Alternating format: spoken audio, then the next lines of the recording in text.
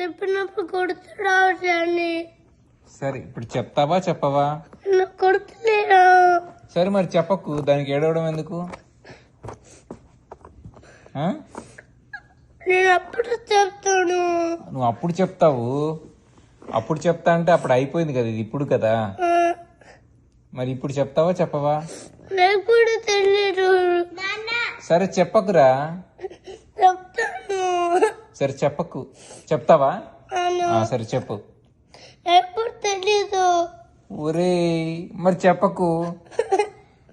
చెప్తాను. వీడు చెప్తానంటాడు, కాకపోతే ఏం చెప్పాలో తెలియట్లేదు వాడికి. గుర్తొచ్చినప్పుడు అంటే చెప్పు, తర్వాత చెప్దు కానీ. ఓకేనా? ఓకే మరి అయితే బాయ్. గుర్తొచ్చినప్పుడు నువ్వు అయితే మాట్లాడు.